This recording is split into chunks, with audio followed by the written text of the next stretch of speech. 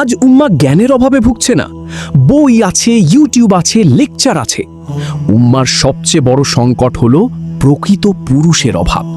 আর যখন সমাজে প্রকৃত পুরুষ থাকে না, সবচেয়ে বেশি কষ্ট পায় নারী ও শিশুরা। যখন প্রকৃত পুরুষ হারিয়ে যায়, তখন সমাজে ইঁদুর আর নোংরা মানুষদের আধিপত্য শুরু হয়।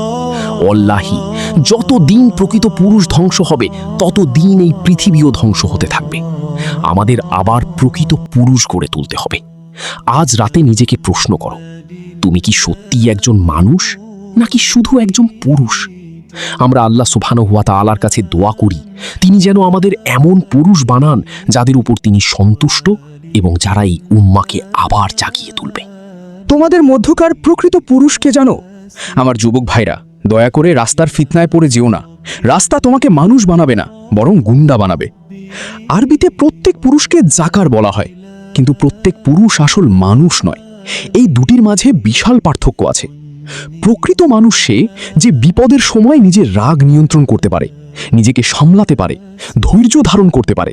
এটাই একজন আসল পুরুষের গুণ। একজন ভাই যদি বলে, ভাই আমার একটা আসক্তি আছে, আমি সেটা থেকে বের হওয়ার চেষ্টা করছি, ওয়াল্লাহি আমি তাকে সম্মান করি, কারণ সে অন্তত নিজের সমস্যা স্বীকার করছে।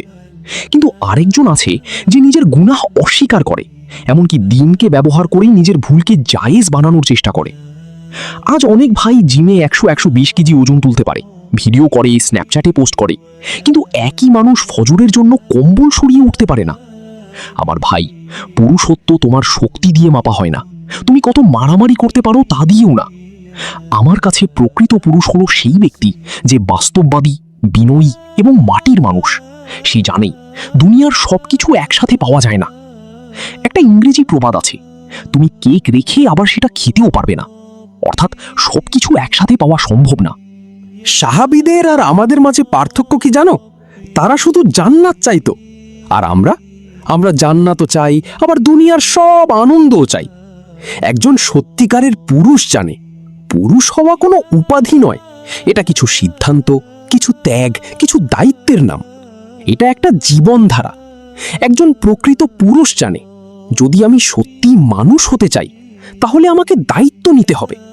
বিয়ে করলে দায়িত্ব আছে, সন্তান হলে দায়িত্ব আছে, কাজ নিলে দায়িত্ব আছে, কাউকে কথা দিলে দায়িত্ব আছে। ত্যাগ স্বীকার করতেই হবে। আজ আমরা মানুষ নই, আমরা বড় শরীরে আটকে থাকা ছোট ছোট বাচ্চা। আমরা নিজেদের পুরুষ ভাবতে ভালোবাসি, কিন্তু আল্লাহ ও তার রাসূল সাল্লাল্লাহু আলাইহি ওয়াসাল্লামের মাপকাঠিতে আমরা অনেক দূরে। আমরা নারীদের ভালোবাসি, কিন্তু বিয়ের দায়িত্ব নিতে চাই না। বিয়েতে শুধু সুখ নেই, কষ্টও আছে, পরীক্ষা আছে। এই কারণেই বিয়ে দিনের অর্ধেক। আমরা সন্তান চাই, কিন্তু বাবা হওয়ার দায়িত্ব নিতে চাই না।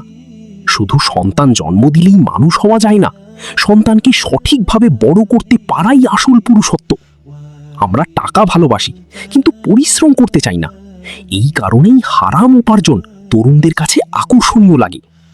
সবাই বলে তারা আল্লাহকে ভালোবাসে, কিন্তু দ্বীনকে ভালোবাসে না। আজকাল একটা ভয়ঙ্কর সংস্কৃতি হয়েছে, ভাই আমার অন্তরে ঈমান আছে, আমার আর আল্লাহর সম্পর্ক হৃদয়ে আছে। কিন্তু এই কথাগুলো অনেক সময় নিজের ভণ্ডামি লুকানোর অজুহাত হয়ে যায়। সবাই নবী সাল্লাল্লাহু আলাইহি ওয়াসাল্লামকে ভালোবাসার দাবি করে, কিন্তু তার সুন্নাহ অনুসরণ করতে চায় না। আমরা জান্নাত চাই, কিন্তু মৃত্যুর জন্য প্রস্তুত না।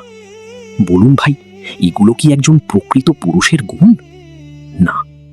একজন প্রকৃত পুরুষ বাস্তববাদী, সম্মানিত, দায়িত্বশীল।